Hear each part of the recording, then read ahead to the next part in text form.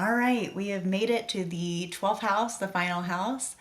Y'all, this house is all about letting go and relaxing into the larger universal process.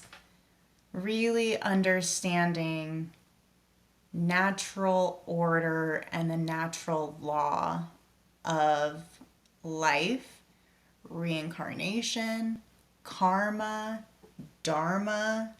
It really is a full circle, and it also represents moksha, which is liberation. It's getting off of the wheel of life. Everyone, everybody is just going about things, right? On autopilot. It seems like, especially before I left corporate America, I was like, all this shit means nothing. Like, but seriously, like a lot of people are just on autopilot and they don't understand why they're doing what they're doing. They're not happy. They don't understand why they're not happy in their professional life and their personal lives and their friendships and their family dynamics. Like, they don't really know themselves.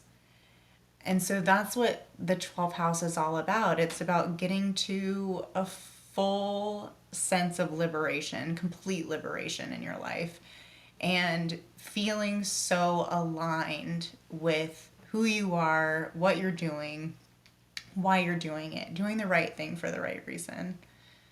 The 12th house is really spiritual. It has everything to do with your spirituality, your alone time. It also can sound kind of negative and lonely because it is about isolation. It can be about loss, but mostly losing the desire for materialism in the world, or I don't really want to say lacking connection, because it's not really lacking connection with other people. It's more of like going inward. It's a very spiritual house. It's it's one it's basically about someone who is looking into their deeper psyche. It's about humility, expenditures, but also financial loss. One wandering away from their home. The 12th house represents foreign lands. 9 times out of 10, when I see planets, especially when there's a stellium, more than 3 planets in the 12th house, someone is going to move abroad. I'm an example of that. So foreign lands, misfortune can also be seen from this house as well. Giving away to charity, loss of money, or purchase of luxury can be seen from this house. Again, it's kind of like finding that balance between like being in this worldly environment that we're in, but also having this like highly spiritual, highly like very deep connection with ourselves and our true selves, our true nature.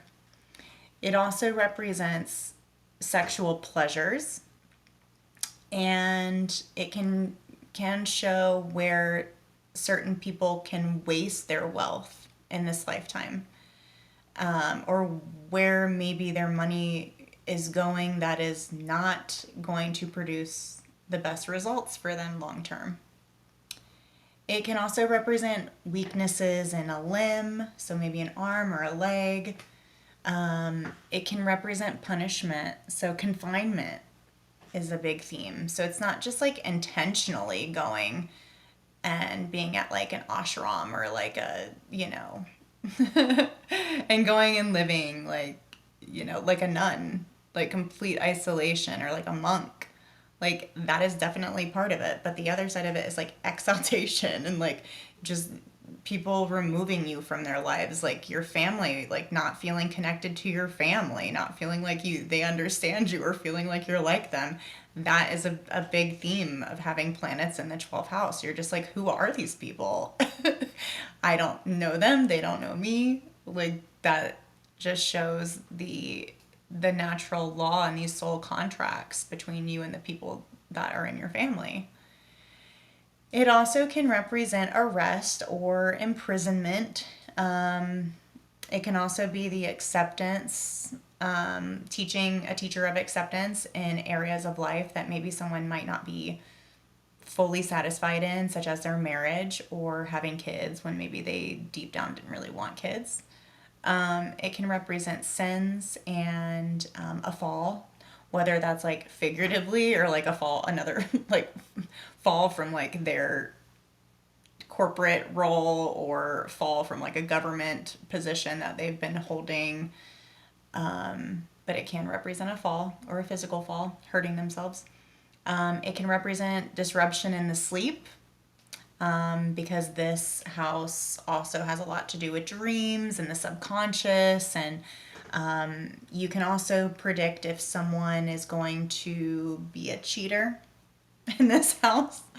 So adultery and the loss of your partnership, that marriage ending, losing you about to lose your wife is what Beyonce says. But that can also be seen in the 12th house.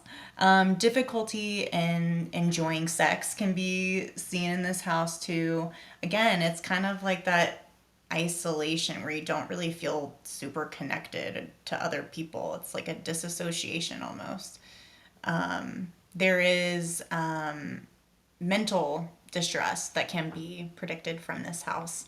Fear of your enemies, fear of action, fear of being seen, can also be challenges from this house as well. And there also can be seen a discharge in debts where just you don't have to worry about the debts that you owe anymore. They'll just kind of go away, which is really nice. I hope that for everybody. Physiology, it really represents the left eye, the teeth. I have pretty good teeth naturally. The left shoulder and the left side of the reproductive organs as well.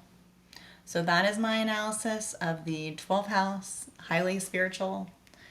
Man, people, if you're like me and you have a stellium in that 12th house, man, it is just, it can feel very lonely. So, but it's extremely spiritually rewarding as well.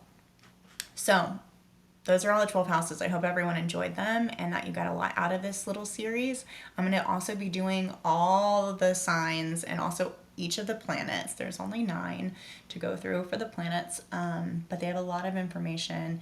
And while they're similar based on the house that they do typically rule, they have some differences too. So it'll be interesting to discuss those. So thank you guys for being here again, and I'll see you soon.